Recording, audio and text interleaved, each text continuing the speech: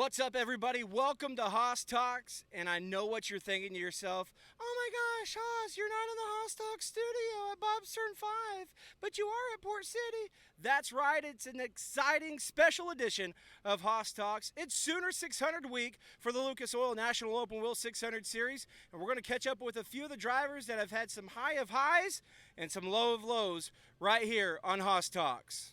Electronics, custom electronic solutions. From design to manufacturing, let us put your ideas in motion and become your company's full-service electronics manufacturing experts. Performance Electronics. Well, the first stop on the list of drivers that have had highs and lows, more lows so far, Dubberly, Louisiana, Shelby, Hinton. Shelby, you got off to a really good start at Caney Valley Speedway. Had a DNF. You got off to a really good start at Creek County Speedway. Had another DNF. You come back with a vengeance at Red Dirt Raceway last night and pick up the win. Talk about the week so far and just the trials and tribulations that you and the team have been through. Well, we knew coming into the week we'd be quick. We just we didn't anticipate the bad luck we would have the first two nights. And once we got everything lined out, you know, that third night it showed. And you got the win last night. And first night, it was just unfortunate. Second night, freak accident. Yeah. So for those that don't know, Wednesday night number one, leading by well over 2 to 3 seconds, and a fuel pump goes bad.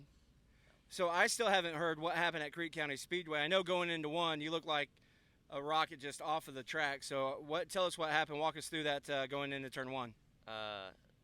Going into one, the bolt holes on the left front steering arm broke, and once those bolts shot out, everything on the left front just went haywire, and it went straight. I had to lock to the left, and it just wouldn't turn. So this week, you've been kind of the guy that lives or dies by the top. It seems like you're just in another time zone all by yourself up there. Rolling into Port City Raceway, things are a little bit different here. It's a tighter track. It's not as big as some of the other tracks that we've been at the past few nights. But you have had some decent runs here at Port City Raceway.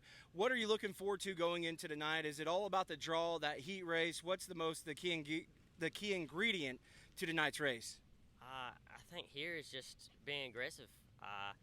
I'm not the most aggressive guy in the pit area, and it shows when I come here, because when I get on the bigger tracks and I can really move around, I'm fast, and when I come here, I just ain't got to the point where I'm just willing to move people. I will do it, but it's just not my style.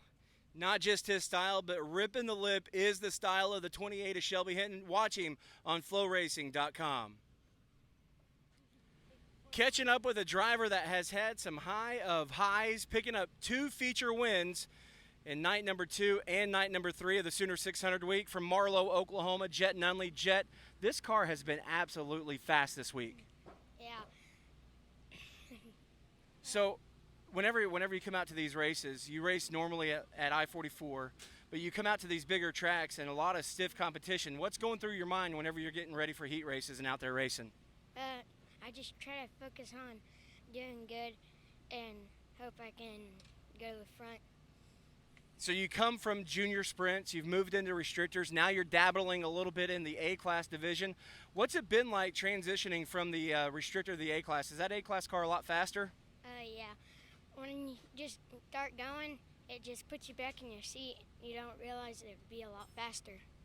So consistency is key with any racing, and you've been pretty consistent this week, picking up 2 feature wins. In your opinion, do you have what it takes to get the job done here at Port City Raceway, one of the toughest micro tracks in the country? I think so.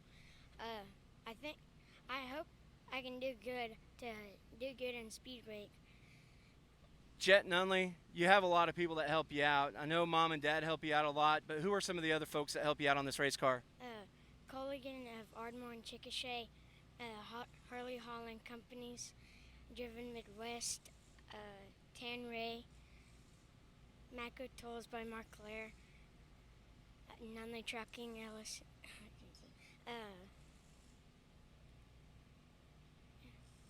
Just a whole lot of people help you, right? Yeah. So what's it going to take to win here tonight at Port City?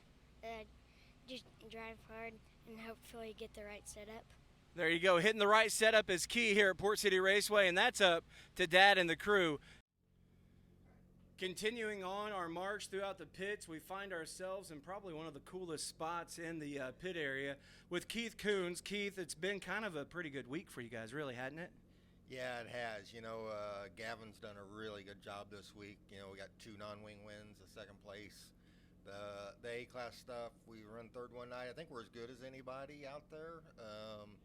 Just a lot of positioning and not getting through our heats, and he's still learning the wing stuff, but the non-wing, he's really came to life and done a heck of a job this week.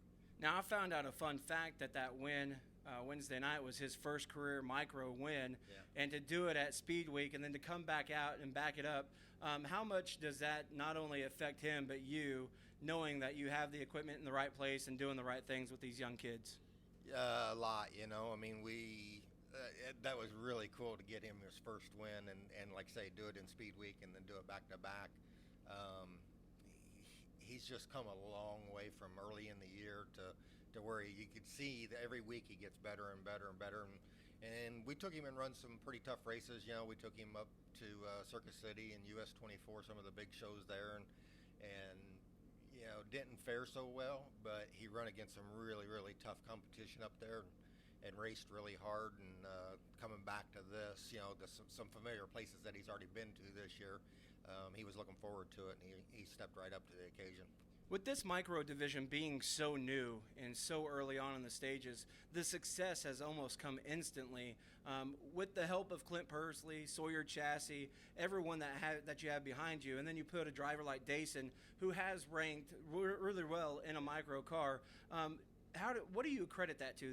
Just the grind, the work ethic that you've had in the midgets carries over into the micros? Yeah, for me, stepping into the micros, I needed a little bit of guidance getting into it of what parts and pieces to use and surround myself with good people, and Clint and Dason have both been in the micro scene. They were with Sawyer Chassis, Metric Cycles, so it was kind of the natural route to go because they already had them connections and knew the people, and with Mike Ross at Sawyer and Kaylee driving for me in the midget, it was just an all natural fit. So I was able to kind of get good advice and just take what I learned and start implementing it into the micro stuff, as far as the setups and cars, and we had great motors from Metric Cycle, and it's just the whole package just came together, and I've been able to work with it. Made it really easy for you, as far as getting that kind of information and not having to sort through things. With this week being midget week as well, how are you keeping up with the guys on the midget side? Are you getting text every day from Pete? Are you watching the race monitor flow? How's it all working out for you to keep up with everything? Yeah, we text back and forth a little bit, but more than anything, I watch race monitor or actually flow during the night, and keeping up on the results and watching the points where them guys are at, and it's pretty cool to have 2 of our guys, Buddy Kofoid and Dason, battling right now for the point lead, and Logan Seavey, one of my drivers in the past, is battling in there. So it's really looks like it's down to them 3 guys coming to the last race. So hopefully one of our 2 guys can pull it off. Now, back in the day, whenever you were a kid and you were getting started, did you ever see yourself not only being a midget crew chief, champion extraordinaire, but now you're whittling your way into the record books with the micro side as well? No, not at all. I never ever dreamed where I'd be at with the midget stuff, it's a lot of fun being able to step back away from the midgets, to build that program, and the guys there that are able to take it and run it without me, and I'm able to go do a few other things that I like, so this year's definitely been fun, kind of doing this micro stuff, and some of the new young kids that are coming up, getting to work with them firsthand, and maybe, down the road they can get in some of our midget stuff. Well, Keith Kunz says 2021 has been fun, and it's always fun whenever you're winning. If